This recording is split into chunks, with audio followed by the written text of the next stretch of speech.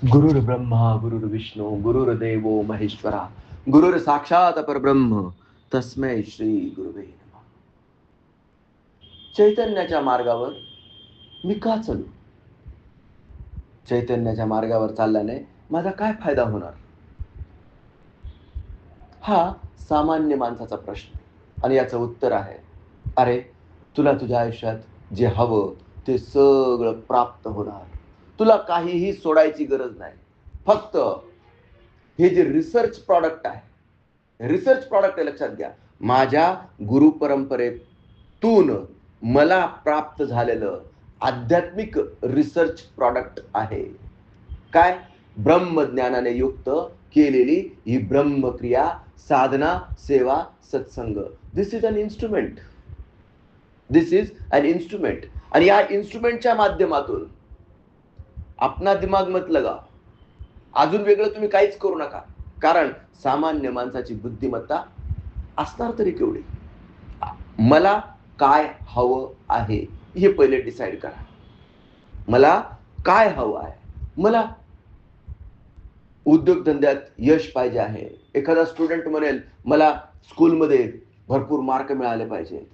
एखादी गृहिणी म्हणेल माझ्या नवऱ्याने माझ्यावर चांगलं प्रेम केलं पाहिजे, माझ्या मुलांना चांगलं वळण लागलं पाहिजे, माझ्या संसारात सुख समृद्धी आणि आनंद नांदला पाहिजे, मला माझ्या व्यवसायात यश मिळालं पाहिजे.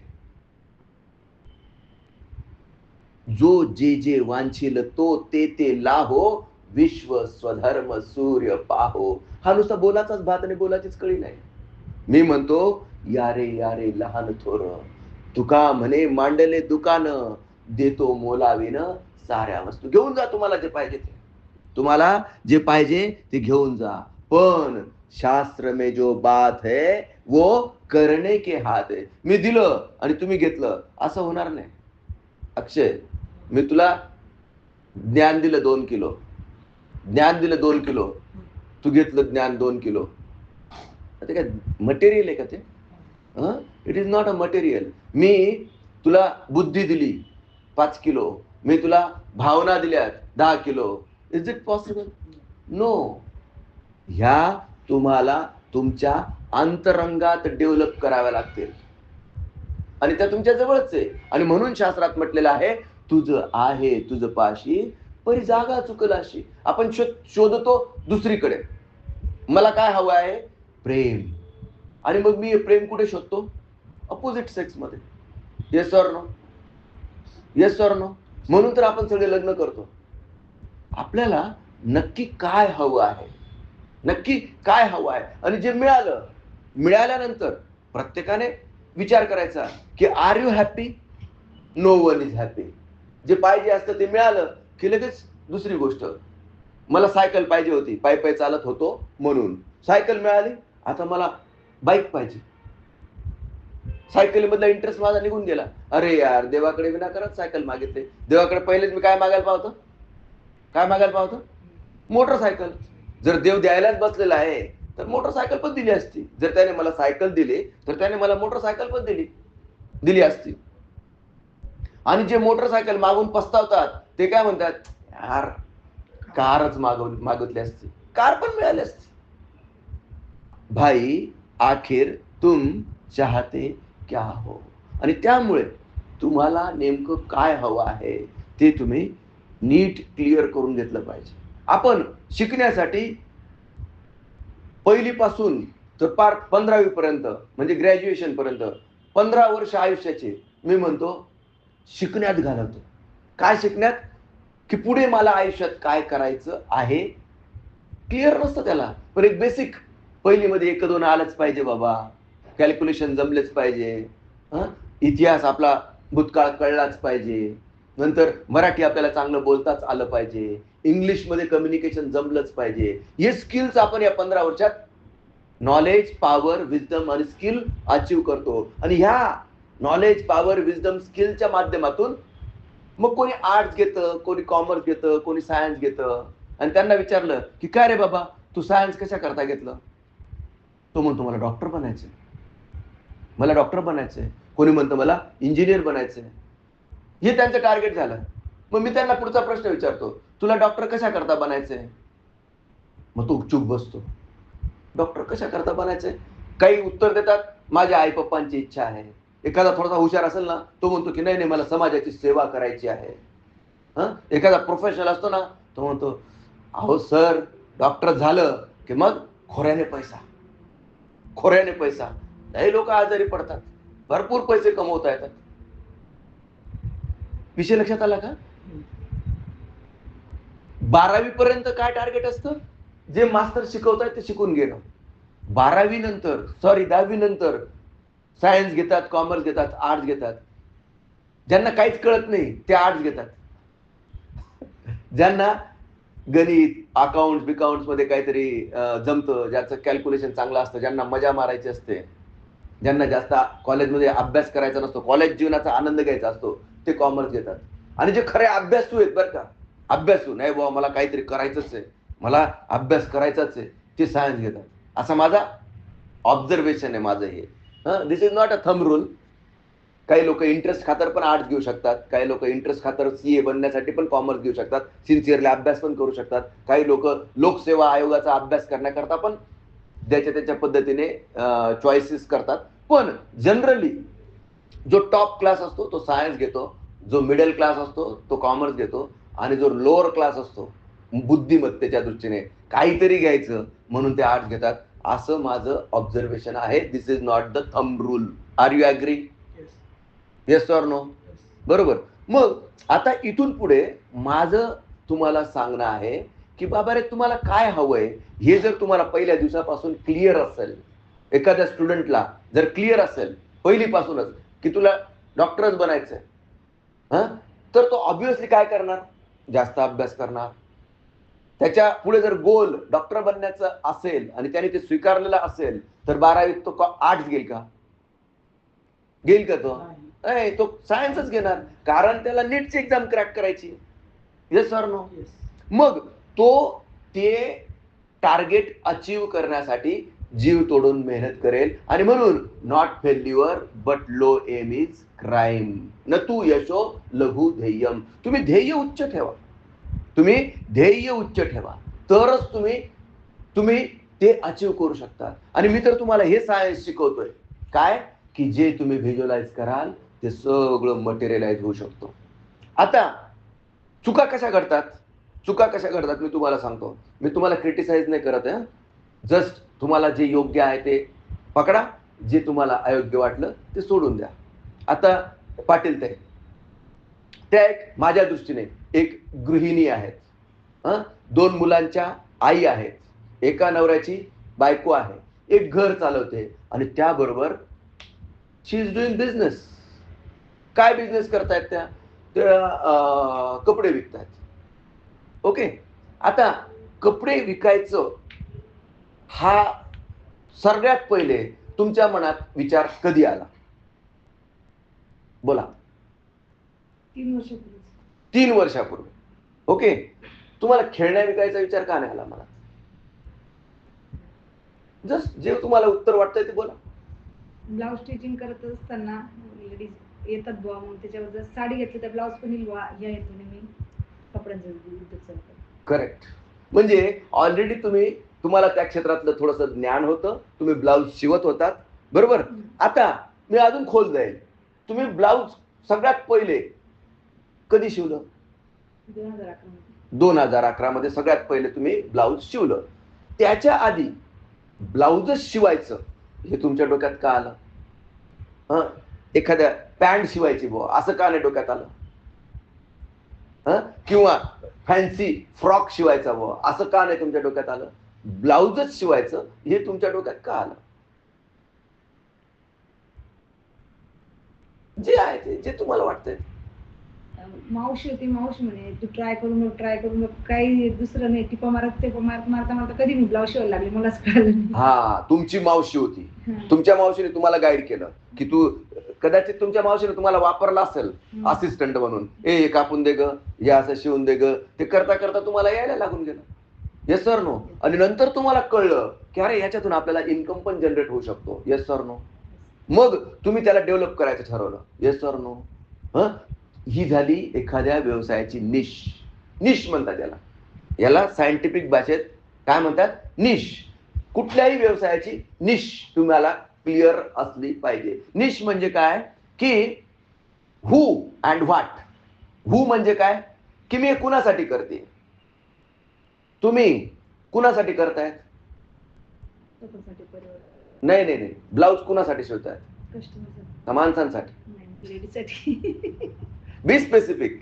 हू अँड व्हॉट. तुम्ही जो व्यवसाय करत आहात, तुम्ही ब्लाऊज शिवतात, तुम्ही कुणासाठी करत आहात? तर तुम्ही लेडीज लेडीज तुम्ही टार्गेट केलेलं आहे. तुमचं वर्किंग, तुमचं जे बिझनेसचा जो गोल आहे, स्टुडंट्स नाहीये, वर्किंग प्रोफेशनल्स नाहीयेत, बिझनेसमन्स नाहीयेत, किंवा असे ऍड करणारे पोरं नाहीत. तुमच्या बिझनेसमध्ये तुम्ही फोकस कोणाला केलेला आहे? ज्या स्त्रिया ब्लाऊज घालतात. आता त्यांचे पेन्स काय आहेत? त्यांचे पेन्स, त्यांचे दुःख काय आहेत? की त्यांना चांगला लेडीज टेलर भेटत नाही. Yes or no? Yes or no? मापच सापडत नाही.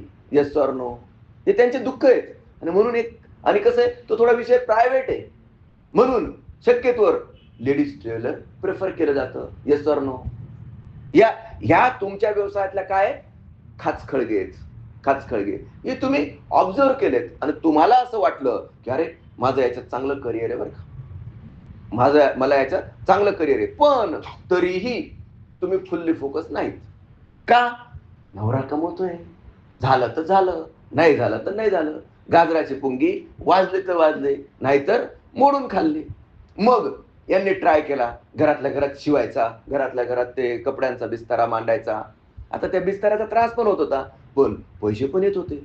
मग नवऱ्याने ऍक्सेप्ट केलं, जाऊ दे राहू दे, करते ना काहीतरी, तुझं पण मनोरंजन होतंय आणि व्यवस्थित चाललंय. Yes or no? असाच प्रवास आहे की नाही तुमचा? मग तुम्हाला ती घरात कचपच कचपच वाटायला लागली, एवढंच घर आहे त्याच्यात अजून हे, आपण काहीतरी ना एखादं दुकान राहिलं असतं तर मस्त झालं असतं, असं वाटायचं, मनात वाटायचं. पण रिसोर्सेस नाहीयेत. अरे यार, भाड्याने घेऊ का विकतच घेऊ? विकत घेतलं तर किती पैसे लागतील? तेवढा आपल्याकडे इन्कम आहे का? नवरा आपल्याला परवानगी देईल का? आणि मी यशस्वी होईल का? आणि जर घेऊन भाड्याने घेतलं आणि जर भाडं अंगावर पडलं तर? जर भाड्याने नाही घेतलं, विकत घेतलं, तर त्याचे EMI कसे फेडायचे? या सगळ्या गुंतागुंतीतून तुम्ही पुढे पुढे पुढे पुढे जात आलेला आहे. मग तुम्हाला असं वाटलं मध्यंतरी की आपल्याला कोणीतरी मदत करावी यार थोडीफार, जर कोणीतरी मला लिफ्ट केलं ना तर माझा हा व्यवसाय चालू होऊन जाईल. आणि मी कशापासून, व्यवसाय तर चालू आहेच, पण मी कोणत्या गोष्टीतून मुक्त होऊन जाईल? त्या घरातल्या कचपणमधून मुक्त होऊन जाईल. मी एवढं तर कमवूनच घेते, पण मला थोडंसं लिफ्ट पाहिजे. माझ्याकडे आहेच, थोडा आहे, थोडे की जरूरत है, या भावनेत तुम्ही बरेच दिवस होतात. मग सुदैवाने, भगवंताच्या कृपेने, सद्गुरूच्या आशीर्वादाने तुम्ही इथपर्यंत येऊन पोहोचलात. हे ऑलरेडी तुमचं इथपर्यंत होतच मेंटॅलिटी, पण डेअरिंग होत नव्हती. काय करू, करू की नको, असं करू की तसं करू, सस्तं घेऊ की मासं घेऊ, असं करू की तसं करू, इथं जाऊ की तिथं जाऊ, याच्याकडून उसने घेऊ की त्याच्याकडून उसने घेऊ. आणि ह्या सगळ्या प्रपंचातून एक निश्चयाचे बळ, तुका म्हणे त्याची फळं. पंपिंग आपल्या ब्रह्मक्रियेमुळे ती पंपिंग झाली की नाही नाही नाही, मला हे करायचंच आहे, मी याच्यात यशस्वी होणारच. आणि जे आज तुमच्या समोर आहे ते तुम्ही बघत आहात, तुमचं स्वतःच आहे. जे तुम्ही गोल निश्चित केलं होतं, जे तुम्ही व्हिज्युअलाइज केलं होतं, ते मटेरियलाइज झालं. जर तुम्ही ब्रह्मक्रियेला आला नसतात तर काय झालं असतं? कदाचित तुम्हीच केलेलं आहे, पण तुम्ही अजूनही त्याच भ्रमात राहिला असतात. करू की नको करू, असं करू की तसं करू, इथं जाऊ की तिथं जाऊ.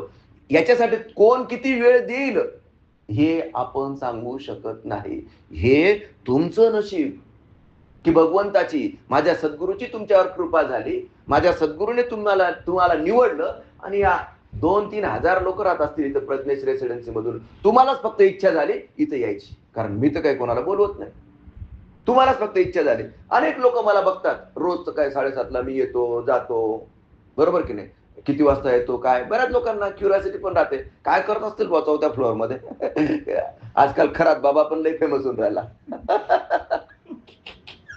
बरोबर की नाही? तर मतांचा गलबला आणि कोणी मानेना कोणाला. हे बघा, तुम्हाला सांगतो, गव्हामध्ये किडे पण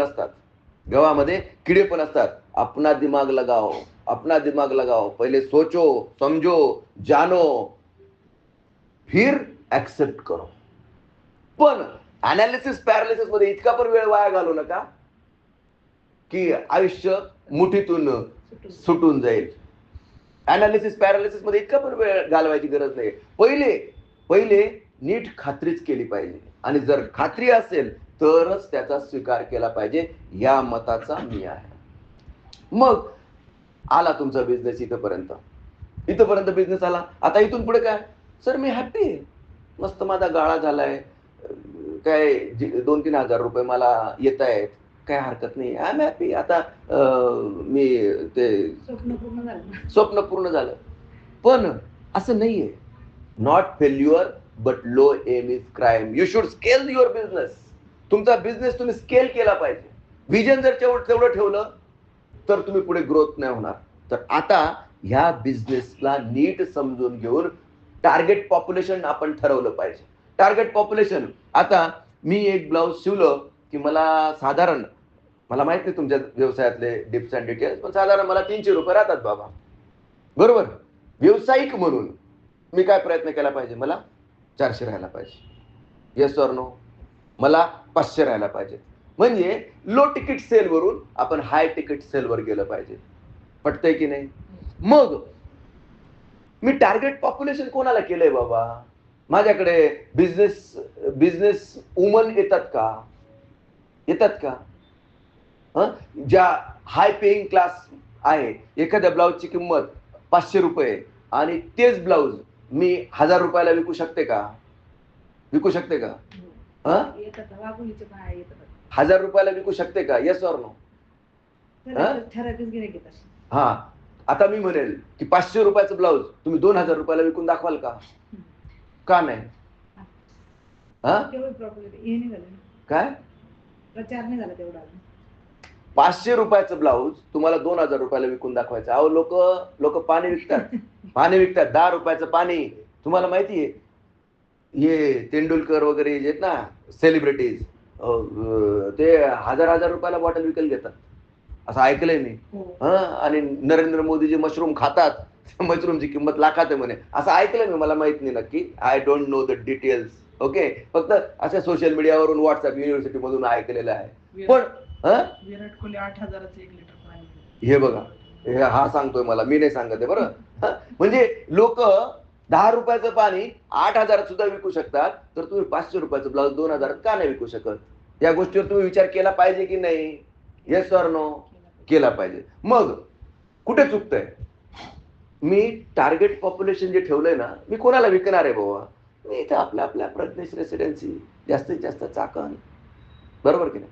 जर मी उच्च ध्येय ठेवला, मी वर विचार केला, नाही बाबा मला ना, माझ्याकडे असे दुःखी, दरिद्री, दळबद्री लोक नकोच यायला, जे विनाकारण आरती करायला गर्दी करतात बघा तिथं. काहीतरी अगरबत्ती लावली, झेंडा लावला की पोरं होतील, असे नको आपल्याला. बाप दाखव नाहीतर श्राद्ध घाल. काय बोललो मी? बाप दाखव नाहीतर श्राद्ध घाल. माझ्याकडे कसे लोक आले पाहिजे? जे पुरुषार्थी आहेत, ज्यांच्यात दम आहे, ज्यांना काहीतरी करून दाखवायचं आहे, ज्यांच्याजवळ जिद्द आहे.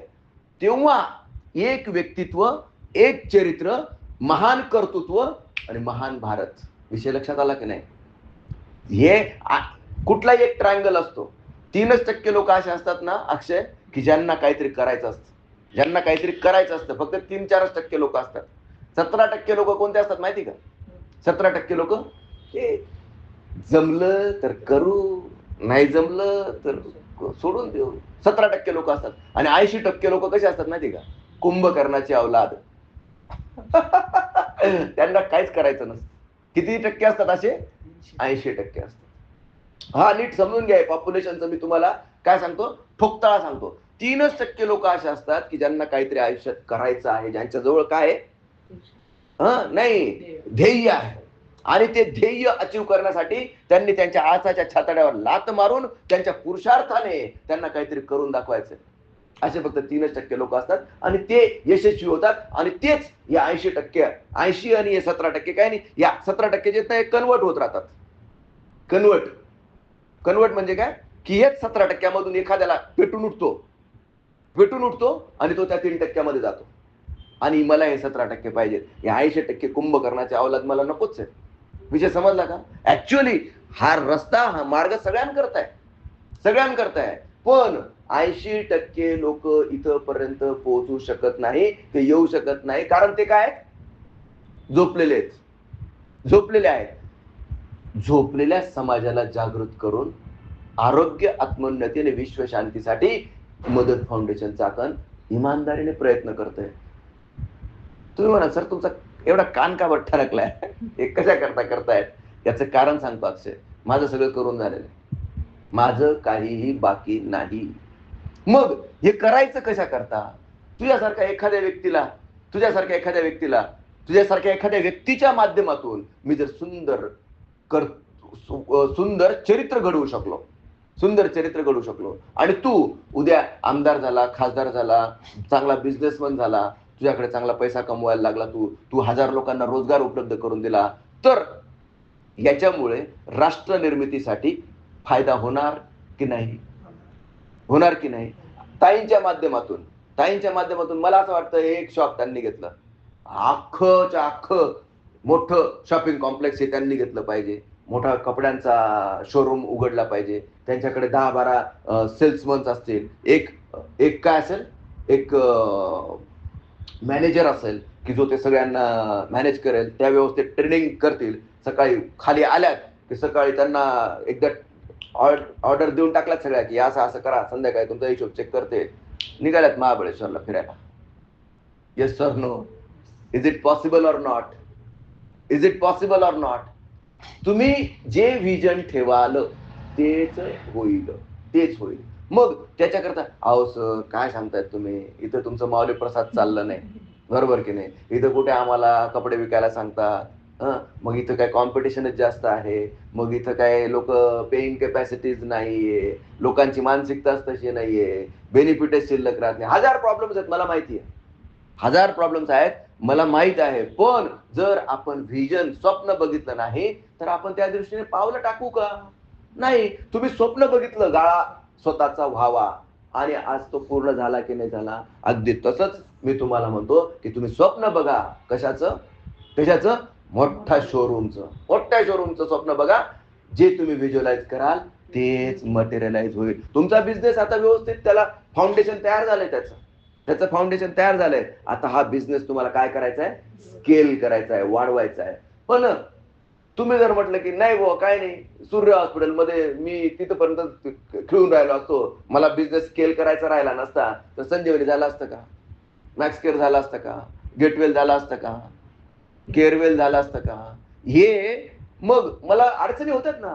मला डॉक्टर म्हणत होते, अरे डॉक्टर नसताना तू 4 ठिकाणी कसं काय दवाखाने काढू शकतो? अरे टीम तयार करा. टीम तयार करण्याकरता तुमच्याजवळ लिडरशिप हा गुण असणं आवश्यक आहे. आणि तो गुण काय वरून पडतो का? तुम्हाला डेव्हलप करायला लागतो. माणसं कसे सांभाळायचे, माणसांना कसा जीव लावायचा, हे काय वरून कोणी शिकवून देतं का तुम्हाला? तुम्हाला माहिती की याच्याजवळ नॉलेज किती आहे, याच्याजवळ स्किल कसं आहे, कोणत्या माणसाला कोणत्या ठिकाणी वापरायचं, या माणसाचे काय प्रॉब्लेम्स आहेत, हे जर तुम्ही जाणून घेऊ शकलात तर योग्य व्यक्तीला योग्य काम तुम्ही देऊ शकाल, बरोबर की नाही? आणि हे अशा पद्धतीने तुम्ही तुमचा बिझनेस ग्रो केला पाहिजे, जेणेकरून मला इथं येऊन तुम्ही मेडिटेशन करा, माझ्याजवळ फासफूस करा, अजिबात इंटरेस्ट नाहीये. तुम्ही लक्षात घ्या, साधना, सेवा, सत्संगाच्या मार्गात राहून काहीही न सोडता तुम्ही एक यशस्वी आयुष्य जगला पाहिजे, असं मला इमानदारीने वाटतं. पण नुसतं मला वाटून चालणार आहे का? कुणाला वाटलं पाहिजे? तुम्हाला पण वाटलं पाहिजे. Yes or no? मला तर वाटतं सगळ्या जगाचं कल्याण व्हावं. अरे पण त्यांचंच कल्याण होणार आहे ज्यांना वाटेल की त्यांचं स्वतःचं कल्याण व्हावं असं. म्हणून मला असं वाटतं की तुम्ही पुरुषार्थाने तुम्हाला जे हवं ते सगळं प्राप्त करून घ्या. दररोज सकाळी साधना करा, दिवसभर सेवा करा, ऑनेस्टी आणि ट्रान्सपरन्सी मेंटेन करा. कुणाशी? स्वतःशीच. व्यवसाय करावा, पण त्याच्यात काय करायचं नाही? मापात पाप करायचं नाही. मापात पाप केलं की तुमची ग्रोथ होऊ शकत नाही. हे लक्षात घ्या. हे प्रत्येक व्यवसायाचं बरं काय, प्रत्येक व्यवसायाचं आहे. नाही यांना कुठं कळतंय कापडाचं किती भाव आहे, किती रेट आहे. घेतले जास्त लावून, घेतले काढून, घेतला बलका मारून, नाही. नो नो, हे आहे. आणि हा बाकीचं त्या शेजारच्या दुकानात हे 200 रुपयाचं ब्लाऊज बाहेरच्या तिकडे 300 रुपयाला मिळतं. माझी क्वालिटी आहे, मला 500 रुपयाला विकायला परवडतं, मी 500 रुपयाला देणार. विषय समजला की नाही? विषय समजला का? तुम्ही तुमचे भौतिक नियमांचं हे ठरवून घेतलं पाहिजे. त्याच्यापेक्षा मी जास्त काय देतो, त्याच्यापेक्षा मी जास्त घेतो हे तुम्हाला नाही वाटलं पाहिजे, कस्टमरला वाटलं पाहिजे की नाही यार हे 500 रुपयाला मिळतं, पण इथं ही क्वालिटी आहे बरं का, इथं हे वेगळं आहे बरं का, इथं हे नाविन्य आहे बरं का, त्याच्याबरोबर मला हे पण मिळतं बरं का. कस्टमर हॅपी राहील की नाही राहणार? हे फक्त तुमच्याच व्यवसायातलं नाहीये, हे तुम्ही काहीही करा हो, तुम्ही कोणताही व्यवसाय करा. नागेशने ह्याच व्यवसायाचं प्रॉपर अभ्यास करून, प्रॉपर लीड जनरेट करून, का कस्टमर माझ्याकडे येत नाही, त्यांचे काय प्रॉब्लेम्स आहेत, जे प्रॉब्लेम्स आहेत ते प्रॉब्लेम्स आपण सॉल्व्ह नाही करू शकत का?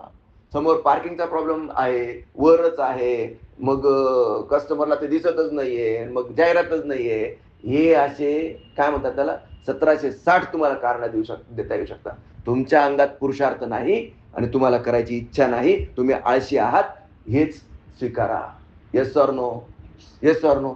ज्याला मोठं बनायचं आहे तो त्याच्यासाठी खूप जास्त गोष्टींची आवश्यकता लागत नाही. घरात सुद्धा तुम्ही व्यवसाय चालू करून दाखवला आणि ज्यांच्याजवळ रेडीमेड सगळं आहे त्यांना सुद्धा व्यवसाय करता येत नाही, आणि याच्या मागचं फक्त एकमेव कारण म्हणजे इच्छा नाही. इच्छा असेल तर मार्ग दिसेल तुम्हाला. तुमच्या भविष्यात हा मार्ग मी लिहून देतो. माझ्या आयुष्यात जे घडलं ते तुमच्या आयुष्यातही घडणार, म्हणजे घडणारच. फक्त इमानदारीने स्वतःच्या अंतरात्म्याला साक्ष ठेवून तुम्ही साधना, सेवा आणि सत्संगाच्या मार्गावर म्हणजे चैतन्याच्या मार्गावर इमानदारीने चाला. एवढंच मी तुम्हाला सांगतो. आणि मी नाही सांगत, माझ्या सद्गुरूंनी मला सांगितलं, माझ्या जीवनात परिवर्तन घडलं आणि हे सकारात्मक परिवर्तन तुमच्याही आयुष्यात घडावं या शुभेच्छेसह आजच्या या सत्संगाला आपण विराम देऊया. श्री गुरुदेव दत्त.